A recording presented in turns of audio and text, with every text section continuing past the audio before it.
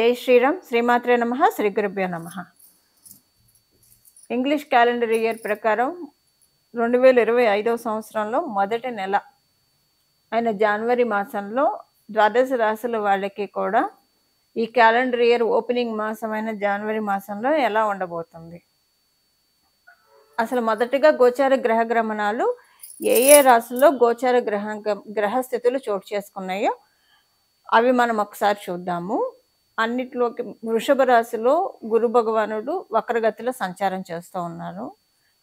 మంగళ్ కర్కాటక రాశిలో సంచారము వక్రగతిలోనే ఉన్నారు. వక్రగతిలో ఉన్న మంగళ్ 21వ తారీఖు నుంచి మిథున రాశిలోకి ఆయన సంచారం చేస్తూ ఉన్నారు. అలాగే కేతు భగవానుడు కన్యా రాశిలో ఆయన సంచారం సాగిస్తున్నారు. వృశ్చిక రాశిలో 5వ తారీఖు వరకు బుధ భగవానుడు సంచారం చేస్తూ 6వ తారీఖు నుంచి వృశ్చిక రాశి నుంచి ధనుసు రాశిలోకి వచ్చి మళ్ళీ 25వ తారీఖు, ఈ నెల 25వ తారీఖు ధనుసు రాశిలోంచి మళ్ళీ మకర రాశిలోకి ఆయన వస్తున్నారు. ఈ నెల సూర్యనారాయణమూర్తి ధనుర్మాసంలో మొదటి పక్షం వరకు సంచారం, అంటే 14వ తారీఖు వరకు కూడా ఆయన ధనుసు రాశిలో ఉంటారు. 14వ తారీఖు నుంచి ధనుసు రాశిలోంచి మకర రాశిలోకి మారుతున్నారు. అలాగే శని మహారాజు అలాగే శుక్రాచార్యుల వారు వీళ్ళిద్దరూ కూడా కుంభరాశిలో సంచారం చేస్తున్నారు. కుంభరాశిలో సంచారం చేస్తూ ఉన్న శుక్రాచార్యుల వారు ఈ నెల 29వ తారీఖు నుంచి కుంభరాశిలోంచి మీనరాశిలోకి ఆయన అడుగు పెడుతున్నారు. ఈ నెల మనకి గోచారంలో ఉన్న విశేషమైన గ్రహస్థితులు ఒక 3 ఉన్నాయి. ఇందులో రెండిటి గురించి నేను విడివిడిగా వీడియోలు చేశాను, మన ఛానల్లో ఉన్నాయి, అవి ఒకసారి చూడండి. మొదటి 2 నేను చేసినవి ఏంటంటే మంగళ వక్రగతి, దీని గురించి 12 వీడియోలు ప్రతి రాశి వాళ్ళకి విడివిడిగా ఇన్ డీటెయిల్గా మొత్తం అన్ని వివరాలు మన ఛానల్లో ఉన్నాయి. అలాగే శశి శుక్ర యోగము, దీని గురించి కూడా అన్ని రాశుల వాళ్ళకి ఎలా ఉంటుందో మన ఛానల్లో ఆల్రెడీ అప్లోడ్ చేయడం జరిగింది. ఇంకొక విశేషాంశం ఏంటంటే ఈ రెండితో పాటు ఇంకొక విశేషాంశం ఏంటంటే సూర్యనారాయణమూర్తి ధనుర్మాసంలో మొదటి పక్షం సంచారము, తర్వాత 2వ పక్షంలో ఆయన మకర రాశిలో సంచారము. అయితే ఎందుకు అంత స్పెషల్ అంటే సూర్యనారాయణమూర్తి యొక్క ప్రతి నెల కూడా ఆయన ఒక్కొక్క రాశిలోకి ఆయన ప్రవేశించినప్పుడు ఖచ్చితంగా అది చాలా ఉత్తమమైన సమయం. ఆ రోజు మనకి విశ్వంలో అత్యంత అనుకూలమైన శక్తులు ఉంటాయి. రవి సంక్రమణ రోజు అనేది చాలా మంచిది. అందులో ఆయన ఎప్పుడైనా సరే ఉత్తరాయణం దక్షిణాయనము ఈ 2 ఉత్తరాయణ పుణ్యకాలము దక్షిణాయన పుణ్యకాలము సంక్రమణం ఇప్పుడు కర్కాటక రాశిలోకి ఆయన వచ్చినప్పుడు మకర రాశిలోకి ఆయన వచ్చినప్పుడు చాలా విశేషమైన శుభ సమయం. ఎప్పుడైతే సూర్యనారాయణమూర్తి దక్షిణాయనంలో కర్కాటక రాశిలోకి వస్తారో అక్కడి నుంచి దక్షిణాయన పుణ్యకాలం ప్రారంభమవుతుంది. ఇప్పుడు దక్షిణాయన పుణ్యకాలం వచ్చేసింది. 15వ తారీఖు నుంచి ఉత్తరాయణ పుణ్యకాలం ప్రారంభమవుతుంది. 15వ తారీఖు నుంచి ప్రారంభం అవడానికి ముందుగా ఆయన ధనుసు రాశిలో సంచారం చేస్తున్నారు. ధనుసు రాశిలో ఆయన సంచారం చాలా మంచిది. ఇదేంటంటే దేవతలకి బ్రాహ్మీ ముహూర్తం ధనుసు రాశిలో సూర్యనారాయణమూర్తి సంచారము. ఇక్కడి నుంచి ఇంకా ఉదయం సమయం అనమాట. ఉత్తరాయణ పుణ్యకాలం అంటే దేవతలకి పగటి సమయము. 15వ తారీఖు నుంచి సూర్యనారాయణమూర్తి మకర రాశిలోకి ఎప్పుడైతే ఆయన అడుగు పెడతారో అక్కడి నుంచి దేవతలకి పగటి సమయం ప్రారంభమవుతుంది. చాలా అత్యద్భుతమైన సమయము. ఏమవుతుందంటేనండి ఉత్తరాయణ పుణ్యకాలంలో ఆయన భూమికి దగ్గరగా దూరంగా ఉన్న ఆయన దగ్గరగా జరుగుతారు. అండ్ ఆయన అంటే ప్రయాణమే కదా, ఆయన ప్రయాణం కూడా ఉత్తరం వైపు సాగుతుంది. దక్షిణాయన పుణ్యకాలంలో ఏమవుతుందంటే ఆయన భూమికి దూరంగా వెళ్తారు. ఆయన ప్రయాణం కూడా దక్షిణం వైపు సాగుతుంది. అందువల్ల దక్షిణాయనంలో చాలా ఎక్కువగా ఉంటుంది. కారణం ఏంటంటే సూర్యనారాయణమూర్తి భూమి నుంచి కొంచెం దూరంగా వెళ్తూ ఉంటారు కాబట్టి ఉష్ణోగ్రతలు తగ్గుతాయి, భూమికి తగ్గుతుంది కాబట్టి చాలా ఎక్కువగా ఉంటుంది. ఉత్తరాయణ పుణ్యకాలంలో ఆయన దేవుడి దగ్గరికి వస్తారు, భూమి దగ్గరికి వస్తారు, భూమాత దగ్గరికి వస్తారు కాబట్టి మనకి ఉత్తరాయణ పుణ్యకాలంలో ఎండలు అవి కొంచెం ఎక్కువగా మన ఉత్తరాయణ పుణ్యకాలంలో చూడటానికి కారణం అది. అయితే సూర్యనారాయణమూర్తి ఉత్తరాయణ పుణ్యకాలం అంటే చాలా మంచిది, దేవతలకి పగటి శుభ సమయం అని చెప్పి మనం తెలుసుకోవాలి. అసలు ఈ మాసము ద్వాదశ రాశుల వాళ్ళకి ఇదొక విశేషాంశము. ద్వాదశ రాశుల వాళ్ళకి ఈ మాసం ఎలాంటి ఫలితాన్ని గోచార గ్రహ దేవతలు కలగజేస్తున్నారో అవన్నీ కూడా మనం ఒక్కొక్క రాశి వాళ్ళకి కూడా మనం ఇప్పుడు తెలుసుకుందాము. మీనరాశి కాలపురుషుడు కుండలిలో ఆఖరిదైన మీనరాశి వాళ్ళకి ఇంగ్లీష్ క్యాలెండర్ ఇయర్ అయిన 2025 సంవత్సరం మొదటి మాసంలో వచ్చే ఫలితాలు, జనవరి మాసంలో వచ్చే ఫలితాలు. డబ్బు ఖర్చు కొంచెం ఎక్కువగా ఉంటుంది, ఒక పక్క పీకుతూనే ఉంటుంది, అనవసరంగా ఖర్చు చేస్తున్నాం కానీ డబ్బు ఖర్చు అయితే పెడతారు. అయితే ఈసారి డబ్బు ఖర్చు ఏంటంటే మీకు మీరు ఎక్కువగా పెట్టుకుంటారు. అంటే మీకు బట్టలు కొనుక్కోవడానికో, మీకు బంగారం కొనుక్కోవడానికో, లేకపోతే ఇంటికో, కారుకో, లేదా ఈ గృహోపకరణాలకో, వాటికి మీరు డబ్బు ఖర్చు పెట్టుకుంటారు. అందువల్ల ఏంటంటే మీకు అదేమీ అంటే కొంచెం అనవసరంగా ఖర్చు పెట్టుకుంటున్నామని అన్నా కూడా అనిపిస్తూ ఉన్నా సరే ఇవన్నీ కావాల్సినవే కదా, వేస్ట్ అయితే చేయలేదు, దుబారా చేయలేదన్న తృప్తి మటుకు ఖచ్చితంగా ఉంటుంది. మీరు విదేశాలు వెళ్ళాలని ప్రయత్నిస్తూ ఉంటే ఇది మంచి సమయం. విదేశాలు వెళ్ళాలని ఆల్రెడీ మీరు ప్రయత్నిస్తుంటే ఈ ప్రయత్నాలన్నీ కూడా మీకు చక్కగా సఫలీకృతం అవుతాయి. ఇక్కడ మీకు ఒక విషయం ఏంటంటే ఈ మాసము మీకు 21వ తారీఖు తర్వాత నుంచి కుటుంబంలో అనుకూల పరిస్థితులు చాలా బాగా ఉంటాయి. కుటుంబంలో అనుకూల పరిస్థితులు ఉంటాయి.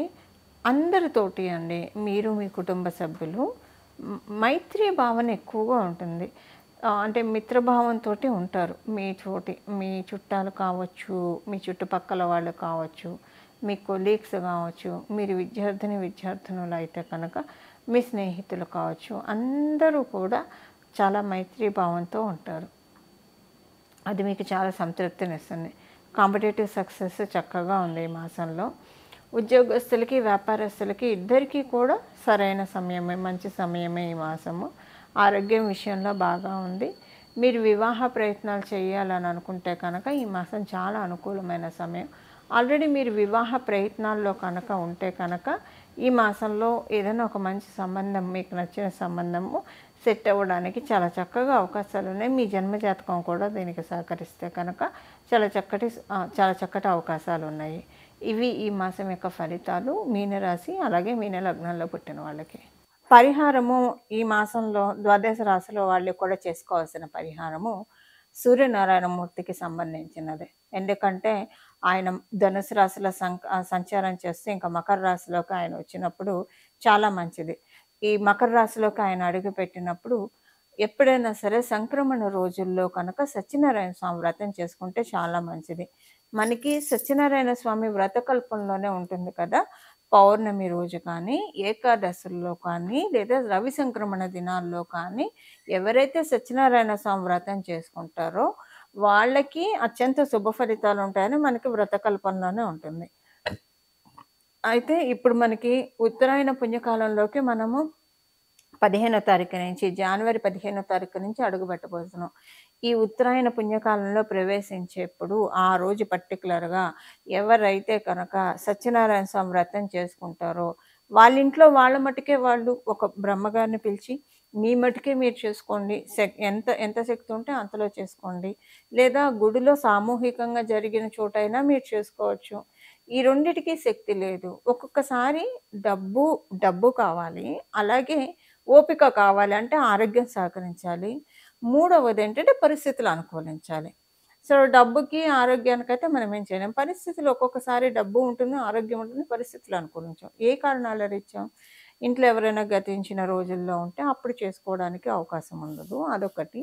సెకండ్ థింగ్ ఏంటంటే ఇంట్లో ఆడవాళ్ళు ఏమన్నా పీరియడ్లో ఉంటే అప్పుడు కూడా చేసుకోవడానికి అవకాశం ఉండదు. సో పరిస్థితులు అనుకో, లేదా బిజీ షెడ్యూల్లో ఉంటారు, ఏదన్నా బయట ఊరికి అదే రోజు వెళ్ళాల్సి వస్తారు, అప్పుడు కూడా మీకు డబ్బు శక్తి ఉన్నా చేసుకోలేకపోవచ్చు. సో అసలు ఏ కండిషన్లో అయినా సరే సత్యనారాయణ స్వామి వ్రతం చేసుకోలేకపోతే కనుక, చేసుకుంటే చాలా మంచిదండి. చేసుకోలేకపోతే సూర్యనారాయణ మూర్తి నడకని మీరు గమనించండి. ఉత్తరం వైపు ఆయన ప్రయాణిస్తున్నాడంటే ఈ 6 నెలలు ఆయన నడకని మనం పట్టుకుంటే చాలండి. ఇంకా మకర రాశిలో ఆయన ప్రవేశించినప్పుడు ఆ 15వ తారీఖు సత్యనారాయణ స్వామి వ్రతం చేసుకున్నా, లేదంటే ఇప్పుడు మనం తెలుసుకున్న ఈ నామాన్ని ఆ రోజు జపించిన, రోజంతా జపించిన, వ్రతం చేసుకోలేకపోయినా మనము తత్తుల్యమైన ఫలితాలను పొందడానికి అవకాశం ఉంటుంది. అదేంటో ఇప్పుడు మనం చూద్దాం. నమో భగవతే సత్యదేవాయ, నమో భగవతే సత్యదేవాయ, నమో భగవతే సత్యదేవాయ. సూర్యనారాయణమూర్తి ఉత్తరం దిశ వైపు ప్రయాణించే శుభ సమయము దేవతలకి పగటి శుభ సమయము. ఈ సంక్రమణ రోజుల్లో కనుక ఎవరైతే సత్యనారాయణ స్వామి వ్రతం చేసుకుంటారో ఇంక ఈ మాయనమంతా మన జీవితంలో టార్చ్ పెడతాడు. మనల్ని ఒక లైమ్ లైట్‌లోకి తీసుకెళ్తారు. ఇది ఈ మాసానికి సంబంధించిన రెమెడీ అని మటుకు అనుకోకండి. ఇది 6 నెలల వరకు మనకి పనికొచ్చే శుభత్వాన్నిచ్చే రెమెడీ.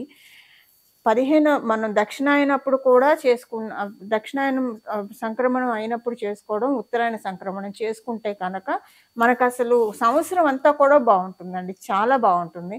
ఇప్పుడు వ్రతం చేసుకోవడానికి అవకాశం లేని వాళ్ళు మనం తెలుసుకున్నట్లు ఇది చేస్తే, ఇంకా సూర్యనారాయణ మూర్తిని పట్టుకొని ఆయన అడుగుజాడల్లో మనం నడిస్తే కనుక ఆయన ఎటెటు వెళ్తూ ఉంటే మనకక్కడ అంతా కూడా వెలుగులు ఉంటాయన్నమాట.